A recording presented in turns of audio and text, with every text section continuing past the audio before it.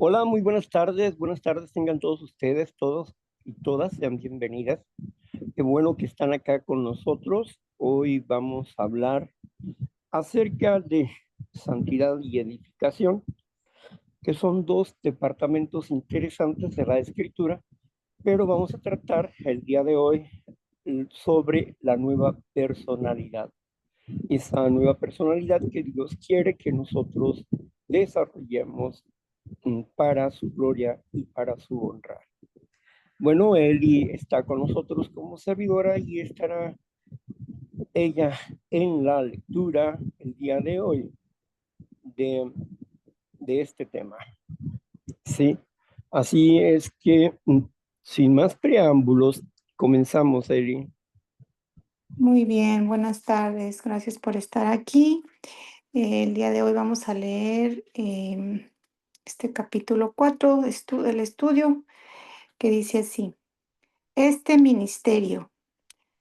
Aquí se refiere al ministerio que realizan los ministros de un nuevo pacto, mencionados en Corintios 3:6, que dice así, el cual asimismo nos hizo ministros competentes de un nuevo pacto, no de la letra, sino del espíritu, porque la letra mata, mas el espíritu vivifica. Y continuamos diciendo, mediante este ministerio al que Pablo llama un tesoro, se da a conocer la verdad, que lo dice en 2 Corintios 4:2 y 4:7, que dice así. Antes bien, renunciamos a lo oculto y vergonzoso, no andando con astucia, ni adulterando la palabra de Dios, sino por la manifestación de la verdad, recomendándonos a toda conciencia humana delante de Dios. Y 2 Corintios 4:7 dice así, pero tenemos este tesoro en vasos de barro, para que la excelencia del poder sea de Dios y no de nosotros. Amén. Continúo. Gracias. Bueno, pues como vamos entendiendo que tenemos un servicio, ministerio es servicio. Tenemos un servicio que es santo, limpio y agradable para Dios. Y este ministerio que nos ha concedido Dios, nos ha concedido en nuestros cuerpos frágiles, vasos de barro. En él ha puesto no solamente nuestro espíritu humano, sino el espíritu de Dios con nosotros como hijos de Dios. Dios nos ha llamado para un servicio. Dios no nos ha llamado para que vayamos a la congregación cada semana. No, nos ha llamado para que nosotros hagamos un servicio diario delante de su presencia. Porque somos sacerdotes delante de la presencia de Dios. Y nuestro sacerdocio, el ministerio de nuestro sacerdocio corresponde a nosotros mismos, ministrarnos a nosotros mismos, como ministrar a la familia u a otras personas, dependiendo de la capacidad que Dios nos ha ayudado a desarrollar para este ministerio. Por eso algunos los puso como apóstoles, otros como evangelistas, otros como profetas y otros como pastores y maestros, como nos explica Efesios. El ministerio del cual estamos hablando nosotros es el desarrollo de nuestra nueva personalidad. Sí, estamos desarrollando una nueva personalidad en estos vasos frágiles. Y para esto vamos a recordar cómo entramos al pacto de la gracia, cómo entramos a este nuevo pacto, a este nuevo ministerio.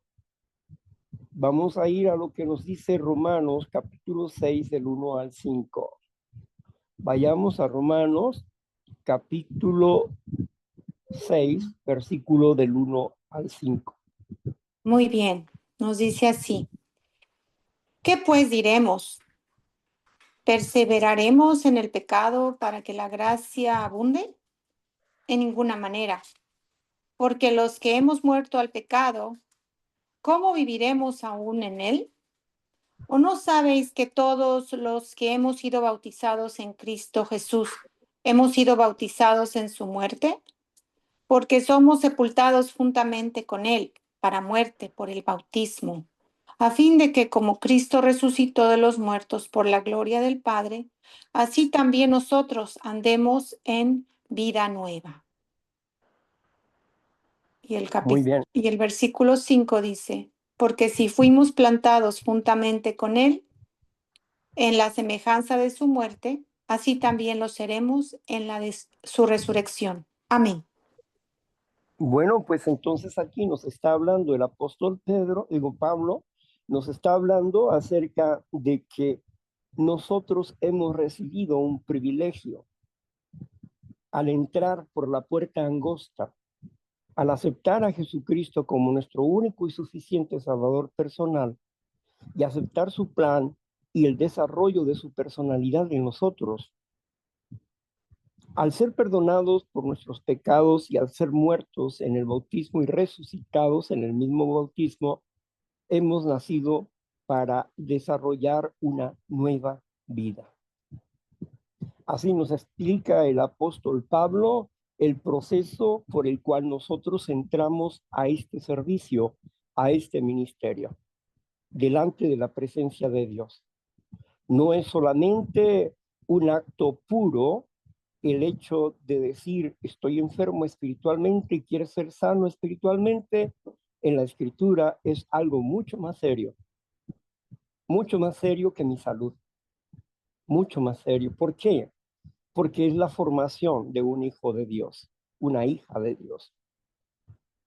Porque es el trabajo moral y la entrega total del ser para actuar de acuerdo a la voluntad de Dios y no a nuestros propios deseos.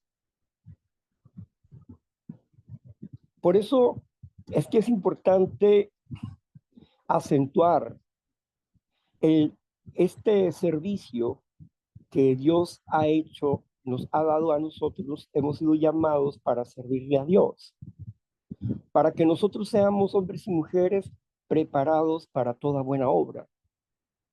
Toda buena obra. Sean santos como yo soy santo, sean limpios como yo soy limpio, dice el Señor. Que sus pensamientos sean puros, que sus pensamientos sean limpios.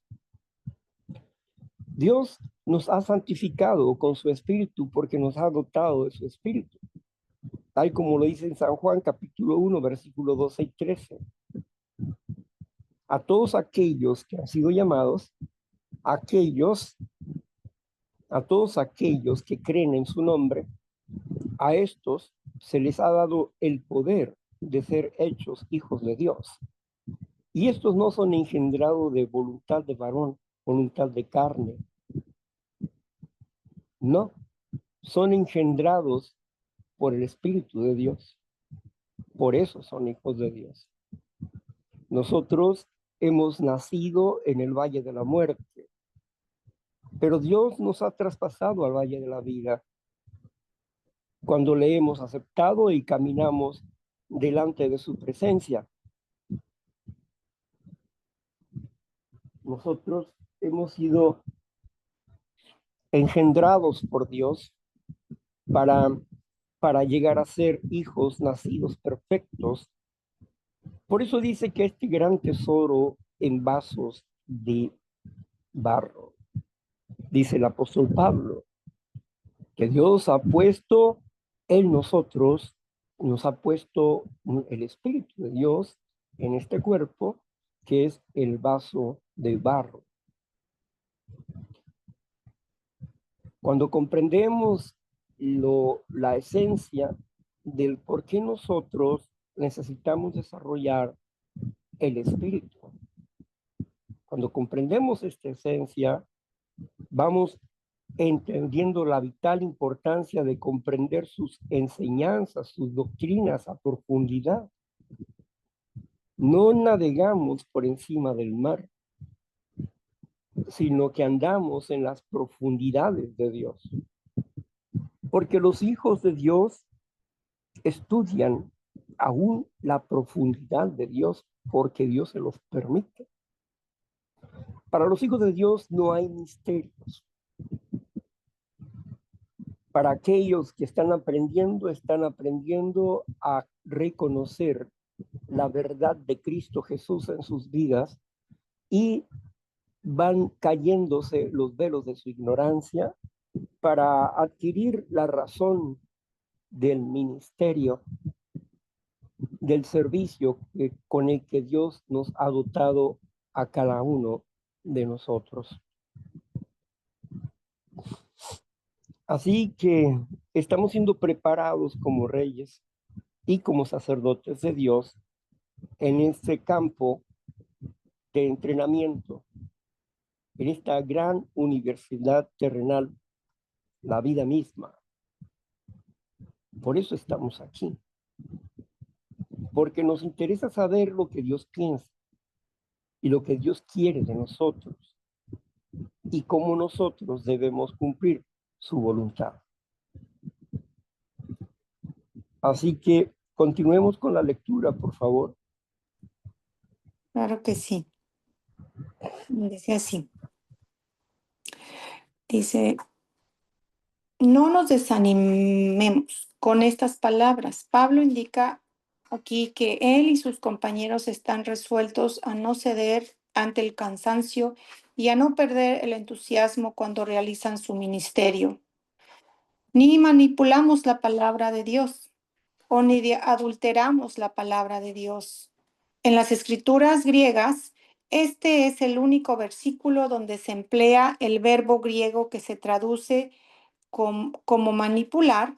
Sin embargo, se usa un sustantivo relacionado que se traduce como engaño. En Romanos 1:29, que dice así, estando atestados de toda injusticia, fornicación, perversidad, avaricia, maldad, llenos de envidia, homicidios, contiendas, engaños y malignidades. Y continúo. Como con trampas, que dice en 2 Corintios 12:16. Pero admitiendo esto, que yo no os he sido carga, sino que como soy astuto, os prendí por engaño. Y continúo. En primera de Tesalonicenses 2:3 dice, porque nuestra exhortación no procedió de error ni de impureza, ni fue por engaño. Continúo. La frase manipular la palabra de Dios da la idea básica de corromper, distorsionar o falsificar el mensaje de Dios. También puede incluir la idea de mezclar el mensaje de Dios con elementos ajenos o inferiores, como filosofías humanas o ideas personales. Pablo no manipulaba o adulteraba la palabra de Dios.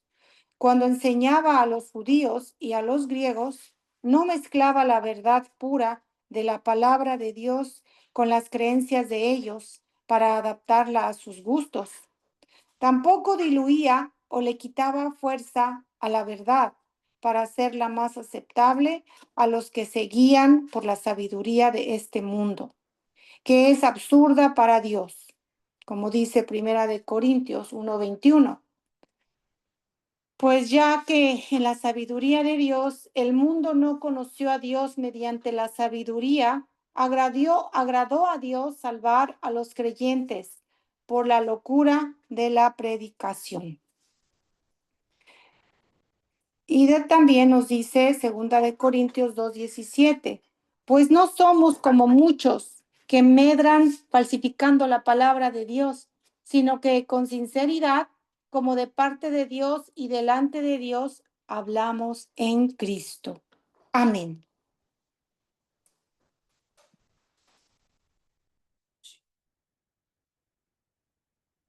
Ahí termina ese párrafo, Víctor.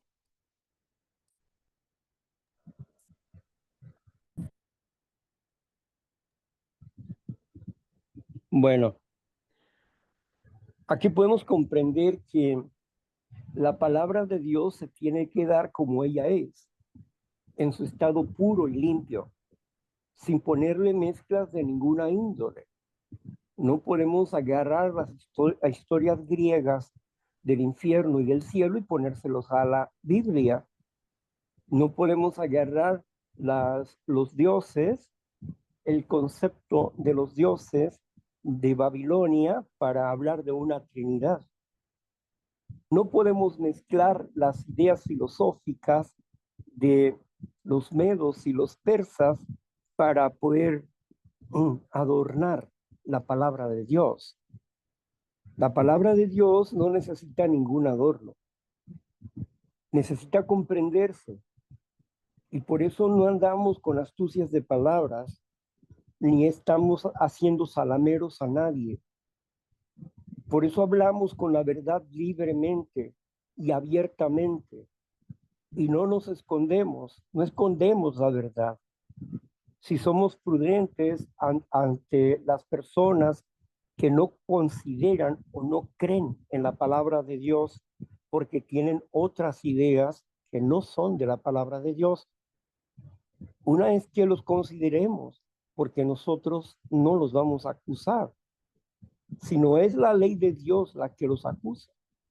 Es Dios mismo la que los acusa, la que les llama mentirosos, estafadores, ladrones, malditos. ¿Por qué? Porque manipulan la verdad. Y aquí la palabra manipulación, pues es una palabra que habla de corromper, de adulterar, de cambiar y no obedecer a la claridad, a la limpieza misma de la palabra. Esto significa que nosotros no vamos a ponerle palabras a la boca de Dios, es decir, es que Dios me habló y me dijo esto, aquello o lo otro. Dios habla a través de su palabra, a través de la Biblia. Así como en otros tiempos nos habló a través de los profetas, hoy nos ha hablado a través de su palabra, a través del verbo de vida, Cristo Jesús. Vayamos a Hebreos capítulo 1, versículo del 1 al 4.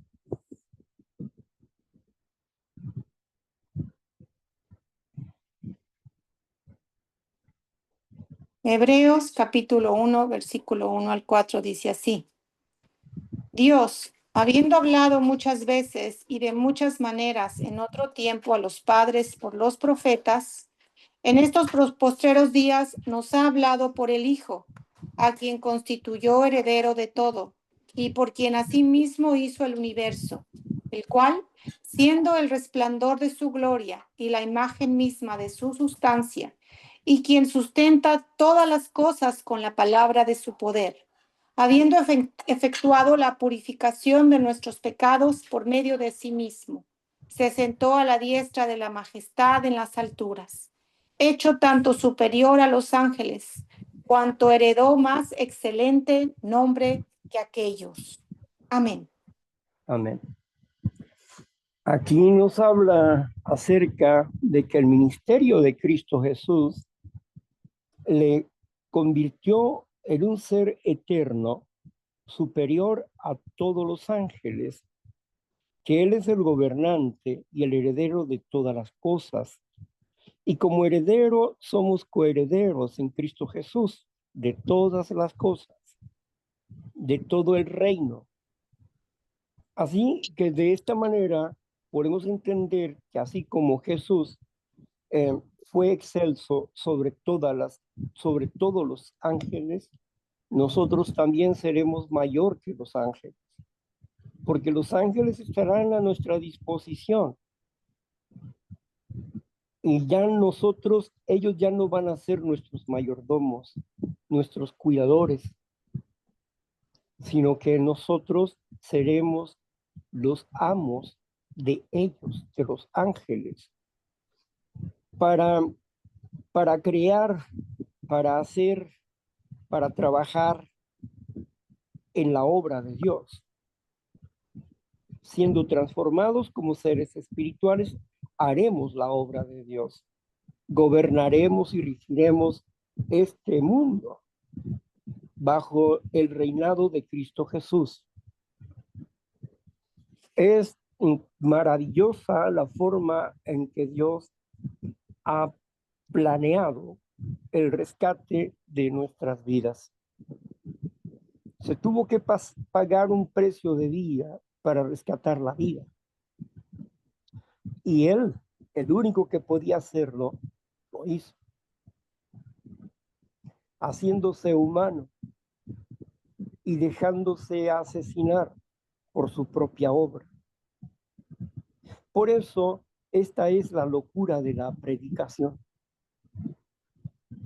He escuchado a algunas personas hablar acerca que como un Dios que es todopoderoso y que es bueno, se hace humano y se deja matar por su obra.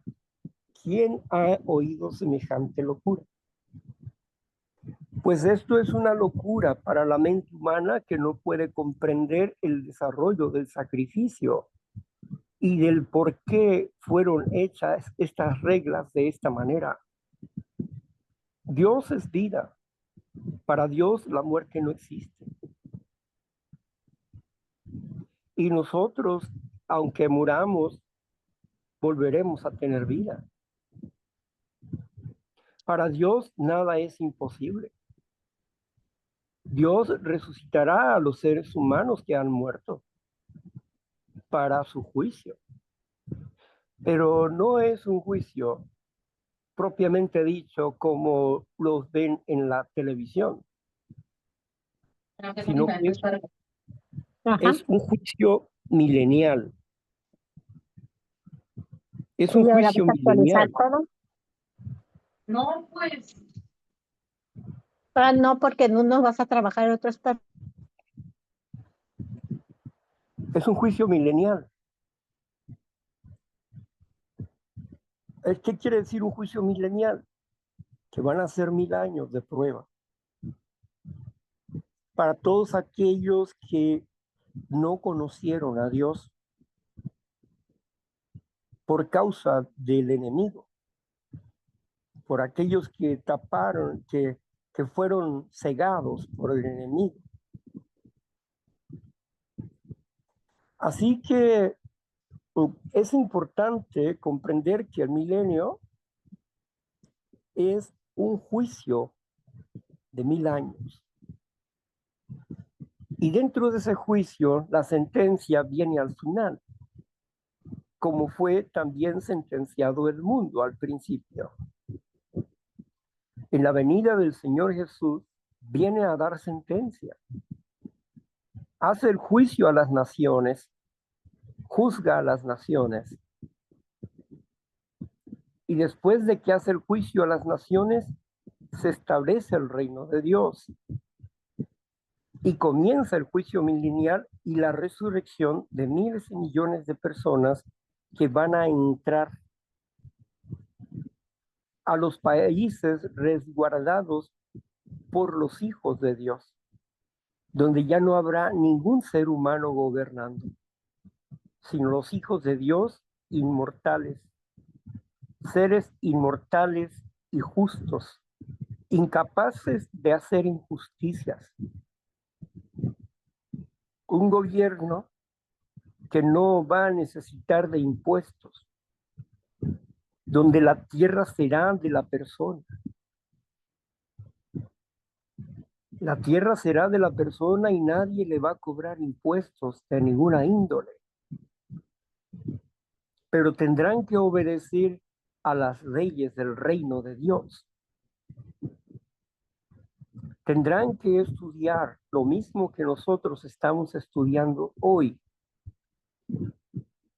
El por qué Jesucristo tuvo que morir, resucitar, ¿Y por qué nosotros seremos transformados? ¿O por qué nosotros necesitamos pelear la buena batalla de la fe, como dice el apóstol Pablo, para ser transformados en nuevas criaturas? Porque estamos siendo adiestrados para un gobierno.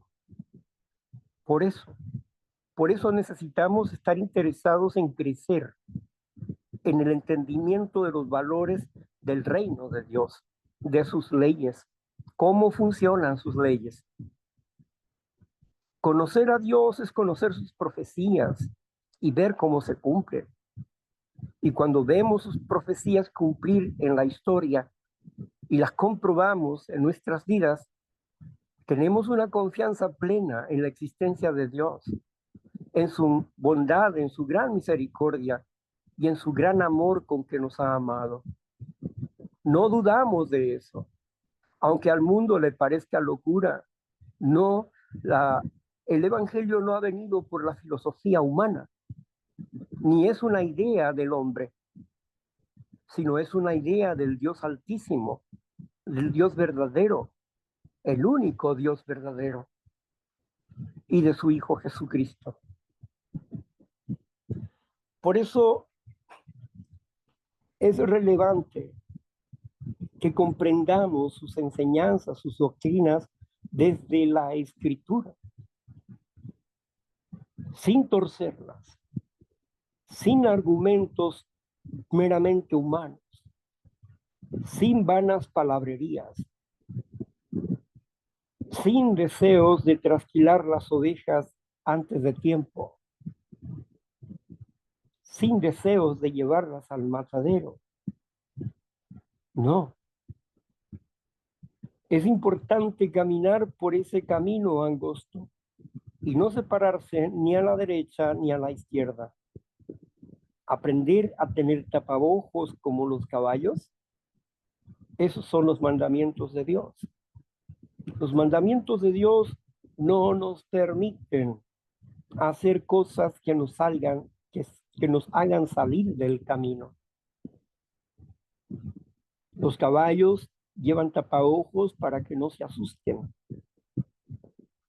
Asimismo, nosotros llevamos la ley como tapaojos en nosotros para que las cosas del mundo no nos asusten, sino que tengamos valor, fuerza, entereza, dinamismo, ánimo cada día para hacer su voluntad. El desarrollo que estamos llevando a cabo el día de hoy es la comprensión de este servicio ministerial que Dios nos ha dado. Este ministerio, este servicio que Dios nos ha dado en su congregación, en su amor y en su gracia, para nuestro bien y para nuestro crecimiento, no solamente para sonreír en esta vida. No, Dios no piensa en pequeño, Dios piensa en grande. Y los pensamientos de Dios son más altos que nuestros pensamientos. Y su orden es más puro que nuestro orden. Por eso, dentro de la confianza en que estamos en Dios, andamos en Dios, vivimos en Dios, es que nosotros hoy caminamos cada día en su santa presencia. Pero continuemos escuchando lo que nos dice este análisis. Adelante. Muy bien. Seguimos. El Dios de este sistema. El Dios, con la D minúscula, que se menciona aquí es Satanás. Esto se ve claramente porque luego se dice en el mismo versículo que les ha cegado la mente a los no creyentes.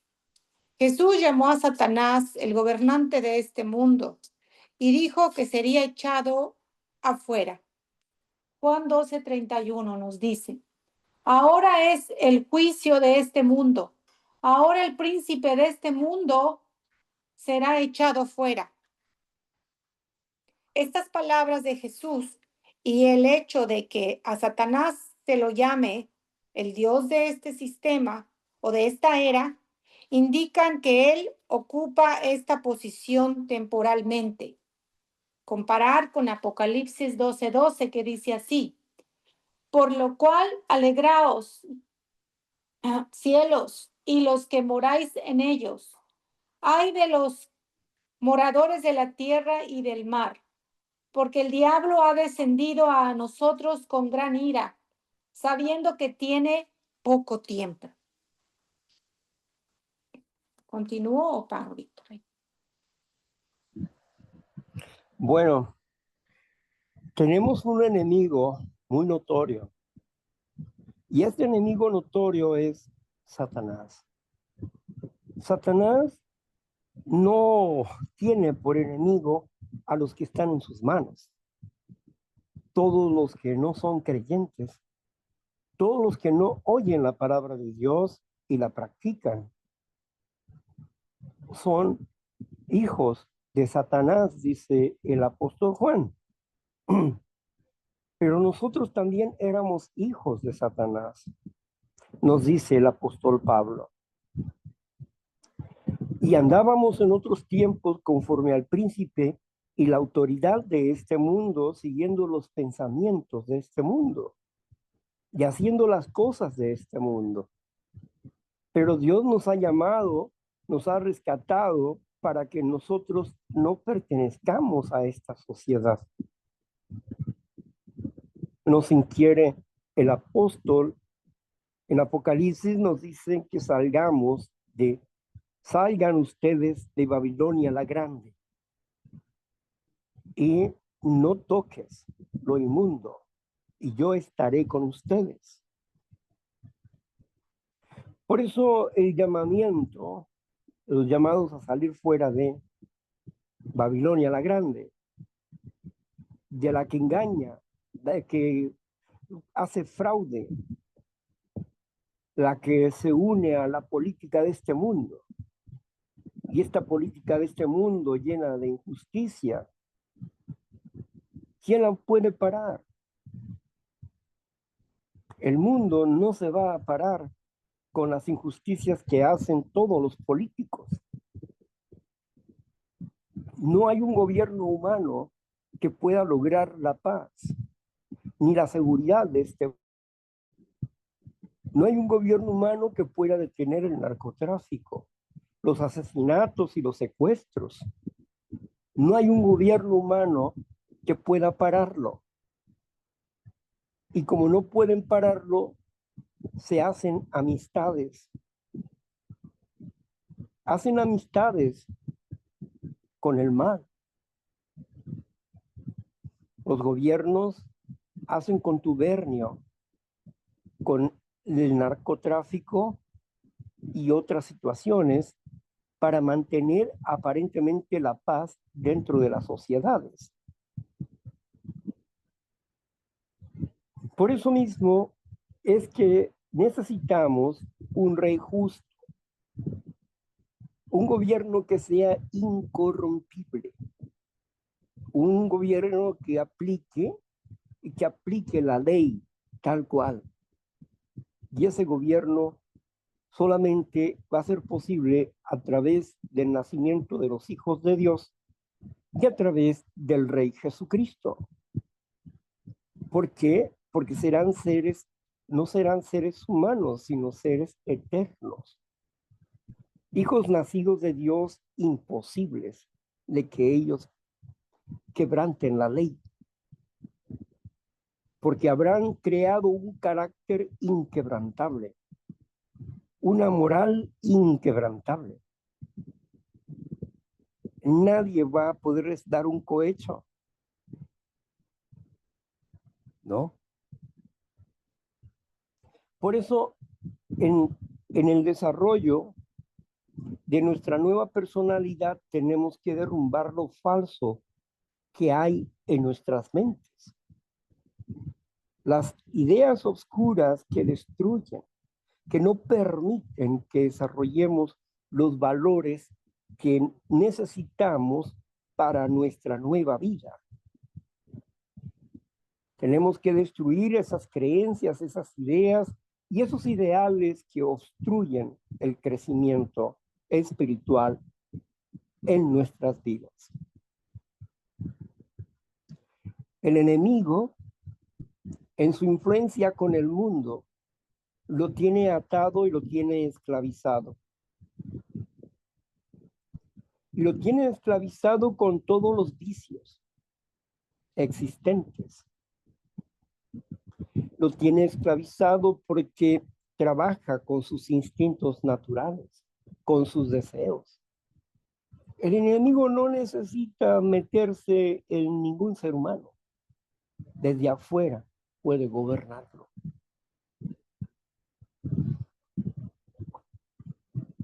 En un principio el enemigo estuvo haciendo pruebas para dominar al hombre y para ellos trabajar la materia a través del hombre, porque el enemigo no puede trabajar la materia, porque es un ser espiritual, pero que no tiene el reino material, sino que manipula y controla a las personas a través de ideas incorrectas, a través de la rebelión, de la filosofía, de la psicología, de la psiquiatría y de la medicina. El enemigo es el gobernante de este mundo, lo afirma Cristo Jesús. Y podemos ver que vivimos en un mundo injusto. Y podemos ver que Dios en este momento no está salvando al mundo, sino que está haciendo un llamado, como Noé lo hizo, un llamado a todas las personas y elegir dentro de todas las personas quienes han de ser preparados como sus hijos. Es la parte en que el padre actúa y elige quiénes van a ser sus hijos. Y los que no son electos van a seguir cegados por el enemigo, porque no son elegidos. Pero no debemos preocuparnos por ellos, porque ellos van a recibir su oportunidad en el juicio milenial. Nosotros, como cristianos, estamos en un juicio. Al ser bautizados en el precioso nombre de Jesucristo, recibir el perdón de los pecados y recibir al Espíritu de Dios, nosotros entramos a un juicio. Por eso estamos en un amparo. Y por eso tenemos un abogado y tenemos un acusador, como tenemos un juez.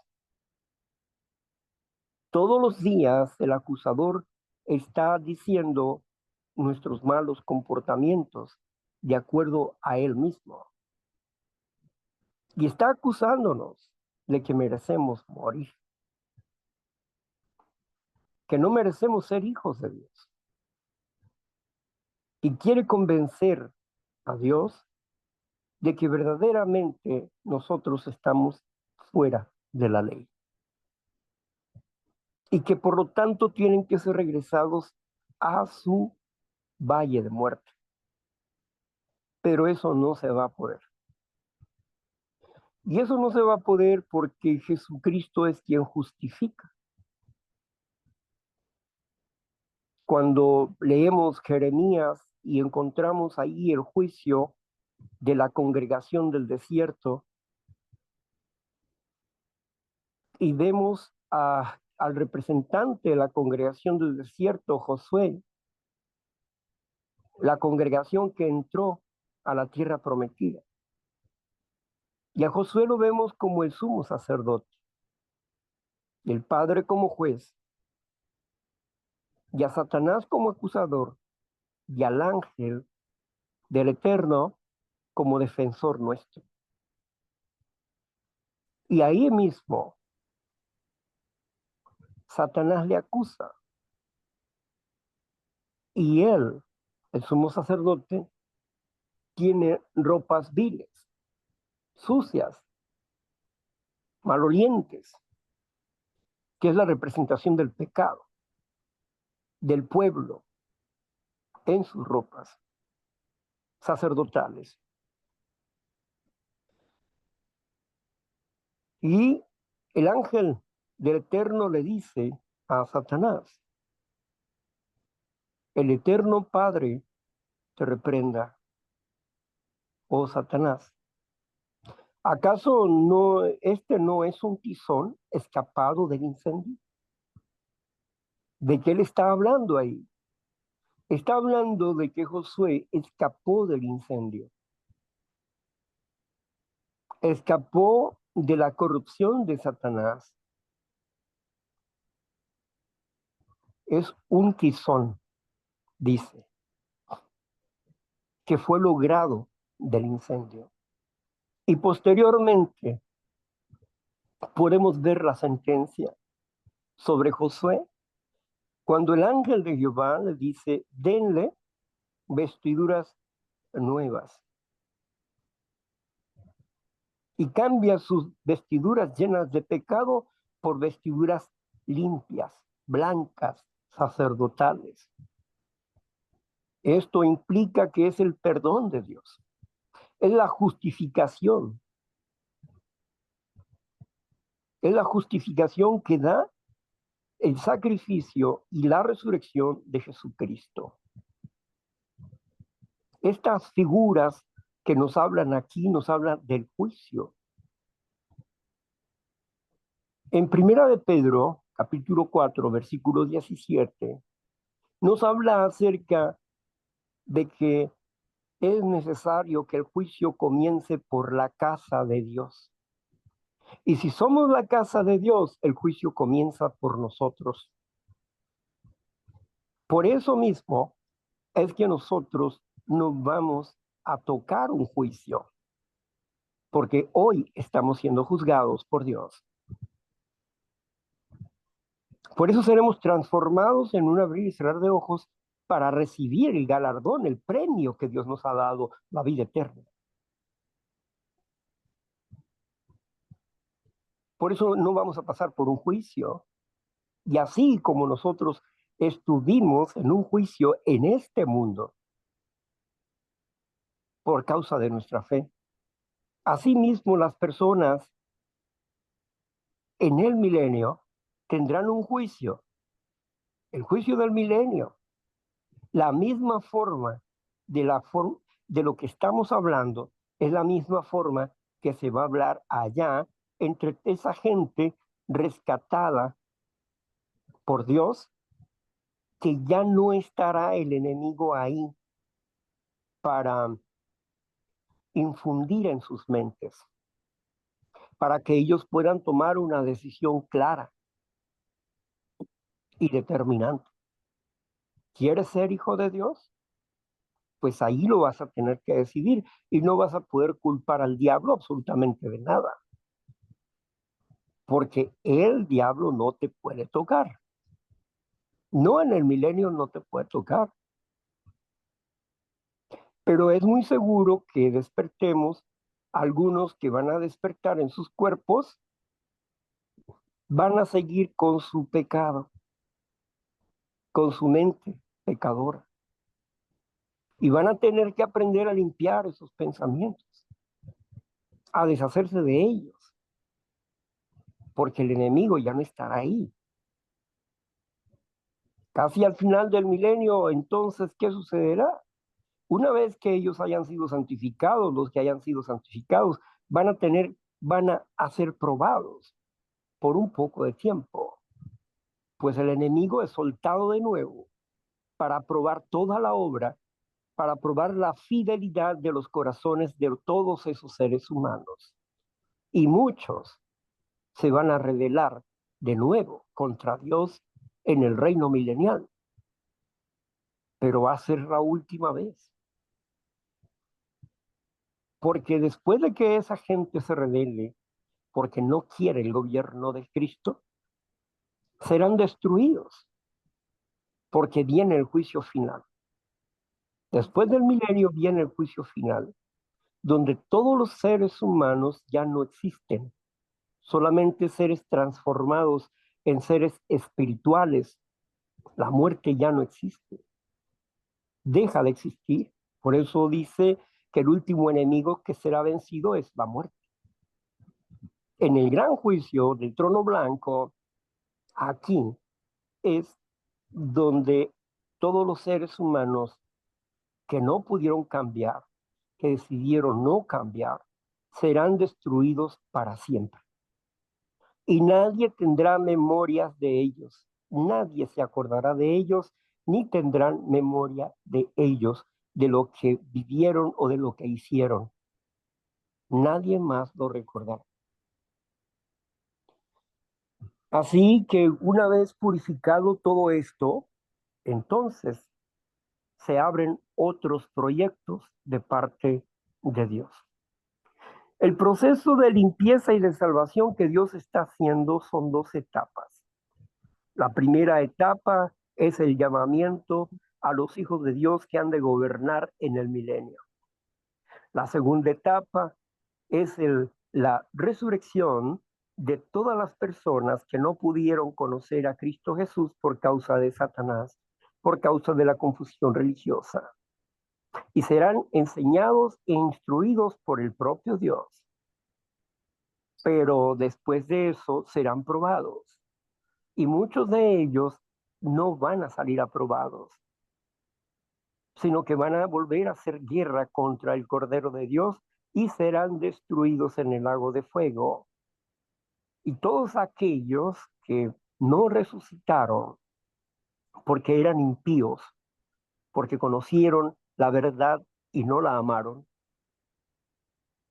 estas personas también se levantarán y serán destruidos en el lago de fuego, junto con el falso profeta, todo su sistema político, y el enemigo también será destruido junto con ellos.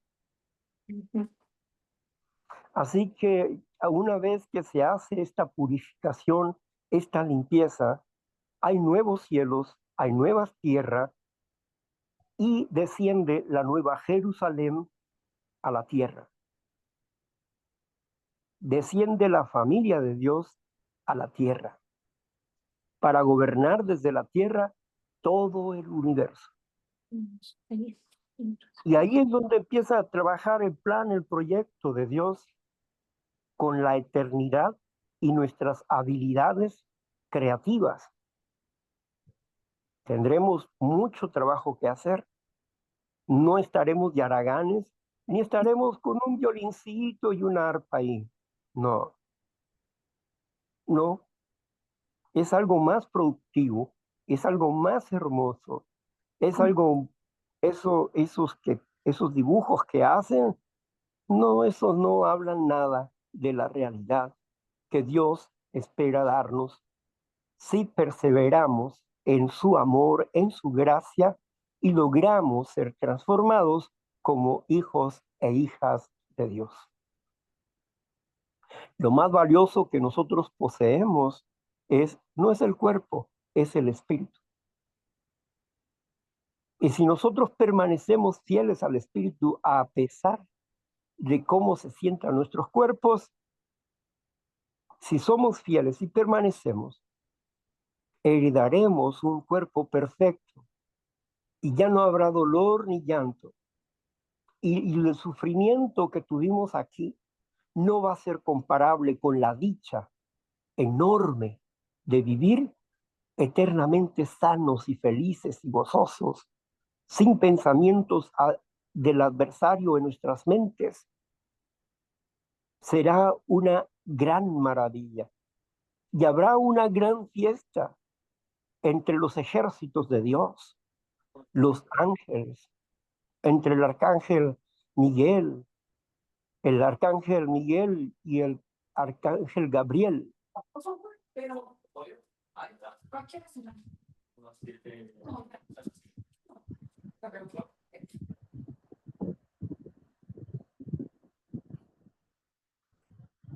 Así que Tenemos que prepararnos para esto.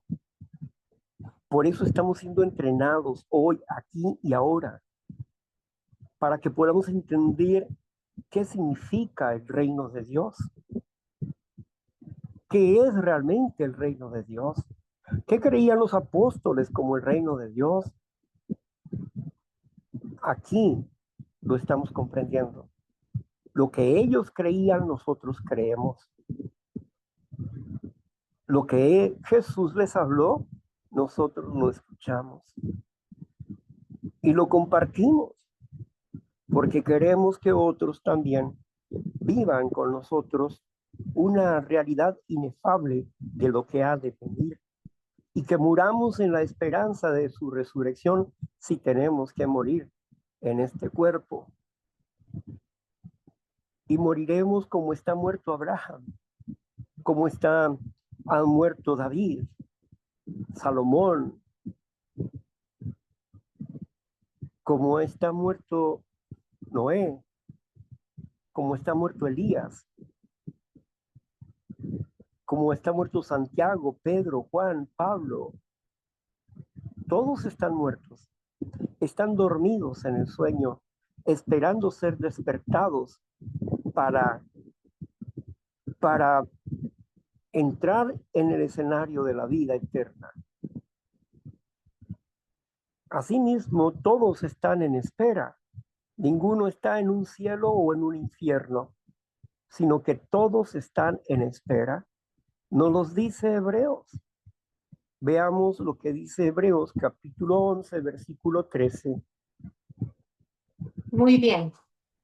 Hebreos, capítulo 11, versículo 13, dice así. Conforme a la fe, murieron todos estos, sin haber recibido lo prometido, sino mirándolo de lejos y creyéndolo y saludándolo y confesando que eran extranjeros y peregrinos sobre la tierra. Amén. Amén. Todos ellos murieron. ¿Murieron qué y qué vieron? La tierra prometida. ¿Vieron todo? ¿Lo vieron? Todo lo que ellos vieron. Ellos esperaban un reino terrenal. No es un reino celestial, lo que ellos decían. Ellos esperaban un reino terrenal. Por eso ellos creían en la promesa. Creían en la promesa de la venida del Mesías porque los iba a liberar. En ese aspecto estaban correctos, nada más que estaban fuera del tiempo. No era el tiempo, primero el sacrificio del Mesías y luego el regreso del Mesías. Pero en el sacrificio del Mesías, ellos no lo entendían, esa parte. Pero estaban correctos en que un día iba a venir el Mesías para hacer un reino aquí en la tierra. Por eso querían hacer rey a Jesús, porque pensaban que era el momento. Cuando vieron los milagros de provisión que hizo, quisieron hacerlo rey, pero él se fue, se les escondió, porque no es el tiempo de su reinado. Cuando Pilatos le dijo, y tú eres rey, para esto he nacido, pero mi reino no es de este mundo. Pero ¿qué no sabes que tu vida está en mis manos? ¿Que yo puedo decidir si vives o mueres?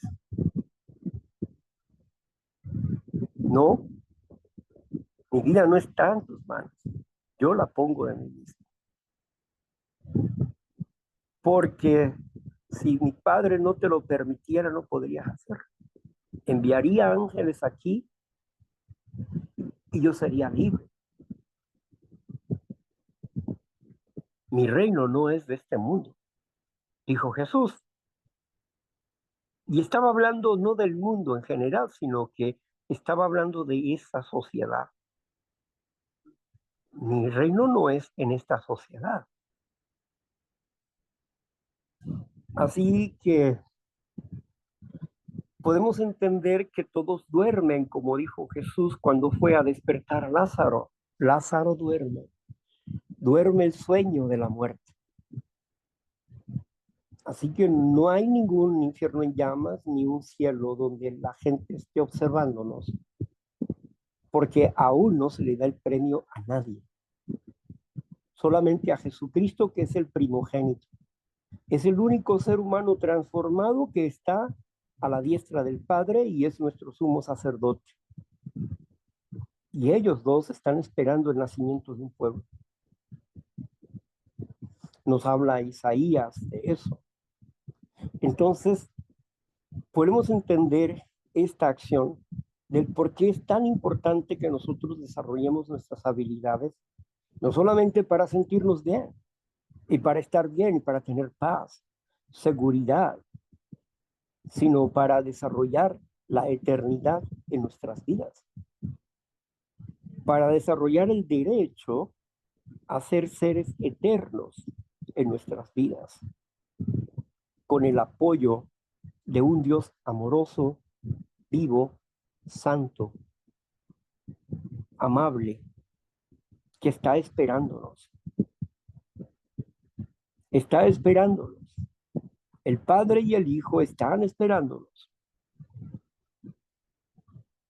Por eso es que ellos están atentos al desarrollo de todos y cada uno de nosotros. Pongamos atención, más de la debida, para comprender este proyecto de amor. Por eso es que necesitamos desarrollar los dones del Espíritu Santo.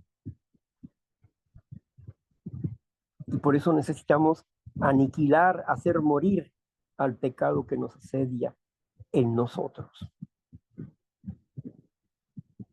Ese es el trabajo diario del cristiano, el ministerio del cristiano, su limpieza, su pureza y hacer buenas obras para el prójimo.